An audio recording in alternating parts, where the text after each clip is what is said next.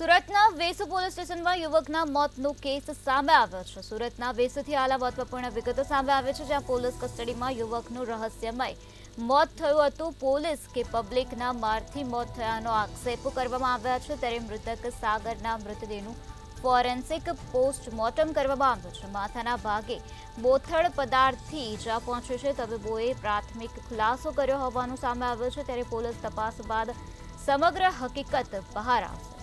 સુરતના વેસુ પોલીસ સ્ટેશનમાં યુવકના મોતનો કિસ્સો હાલ સામે આવ્યો છે, જેમાં પોલીસ કસ્ટડીમાં યુવકનું રહસ્યમય મોત થયું હતું। પોલીસ કે પબ્લિકના મારથી યુવકનું મોત થયું તેવા આક્ષેપ કરવામાં આવ્યા છે, ત્યારે મૃતક સાગરના મૃતદેહનું ફોરેન્સિક પોસ્ટમોર્ટમ પણ કરવામાં આવ્યું હતું। યુવકને માથાના ભાગે બોથડ પદાર્થથી ઈજા પહોંચી હતી। તબીબોએ પ્રાથમિક આ પ્રકારનો ખુલાસો કર્યો છે, ત્યારે પોલીસ તપાસ બાદ જ સમગ્ર હકીકત બહાર આવશે।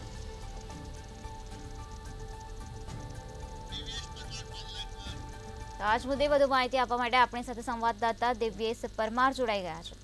જે દિવ્યેશ, સુરતમાં વેસુ પોલીસ સ્ટેશનમાં યુવકના મોતનો કેસ હાલ સામે આવ્યો છે, શું છે વધુ વિગત? ચોક્કસ નિરાલી, જે પ્રકારે ગઈકાલે કસ્ટડીયન ડેથની જે વાતો ચાલી રહી હતી, એક યુવાન જે છે તેને છેડતીના આરોપમાં વેસુ પોલીસ સ્ટેશન લઈ જવામાં આવ્યો હતો, જ્યાં તેમનું મોત થયું હતું।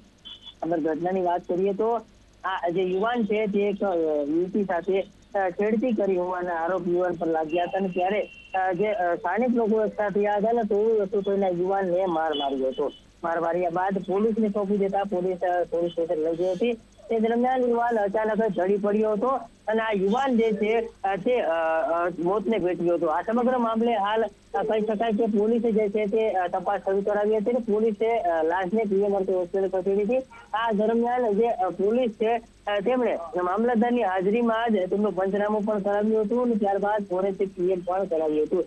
જેથી કહી શકાય કે આ જે ફોરેન્સિક પીએમમાં ક્યાંક ને ક્યાંક જે પ્રકારે માર મારવાના આક્ષેપ લાગવામાં આવ્યા છે, તેમાં ખુલાસો સામે આવ્યું છે કે આ યુવાન જે છે તેને માથાના ભાગે બોથડ પદાર્થ જે છે મારવામાં આવ્યો હતો, અને તેના જ કારણે ઈજા થઈ હોવાથી મોત થયું હતું। હાલ આ બોથડ પદાર્થ કોને માર્યો, કઈ રીતે માર્યો, કારણ કે જે પ્રકારે આ યુવતીની છેડતીમાં ઝડપાયો હતો, તે દરમિયાન સ્થાનિક લોકોએ તેમની સાથે મારામારી કરી હતી, અને ત્યારબાદ પોલીસ મથકે લાવવામાં આવ્યો હતો, અને તેમાંથી જ કોઈ એક વ્યક્તિ જે છે તેને બોથડ પદાર્થ માર્યો હતો। એટલે જે પ્રકારે જેમણે કોલ કર્યો હતો, જેમણે આ યુવાન માટે પોલીસે ફોન કર્યો, તેમને બોલાવીને પૂછપરછ હાથ ધરવામાં આવી। ત્યારબાદ અલગ અલગ લોકો જે છે તેમની પૂછપરછ પણ હાથ ધરવામાં આવશે। એટલે આ સમગ્ર મામલે જે છે તે પોલીસે વધુ તપાસ હાથ ધરી છે। દિવ્યેશ, આ મૃતદેહનું ફોરેન્સિક પીએમ કરવામાં આવ્યું હતું, તેમાં કેવા પ્રકારના મોટા ખુલાસા જોવા મળી રહ્યા છે? ચોક્કસ, જે પ્રકારે આ સમગ્ર ઘટના બની હતી, આ ઘટનામાં સ્પષ્ટ કહી શકાય કે જે પ્રકારે લોકટોળું એકઠું થયું હતું, કારણ કે આ યુવાન જે છે તેને તેના પર છેડતીનો આક્ષેપ લાગ્યો હતો, અને એક યુવતી જે હતી તેણે તેમના પર આક્ષેપ કર્યો હતો।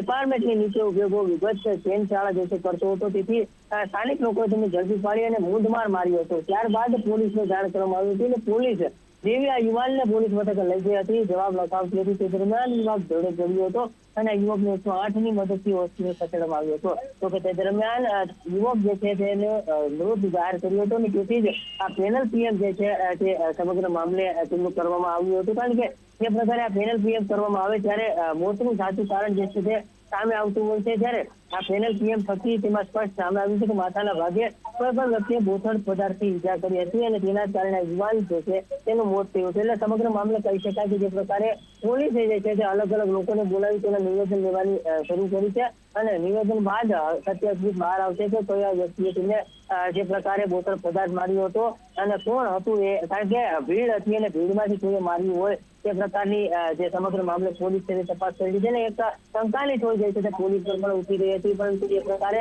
માથામાં બોથડ પદાર્થ મારવાની જે વાત છે તે ક્યાંક ને ક્યાંક પોલીસ જે છે તે મામલે તપાસ કરી રહી છે। હવે જોવાનું રહે છે કે પોલીસ જે છે તે કઈ દિશામાં તપાસ હાથ ધરે છે, ને કોને કોને બોલાવીને પૂછપરછ કરી અને આ સમગ્ર મામલા ગુનાનો છે। દિવ્યેશ, સમગ્ર માહિતી આપવા બદલ આભાર।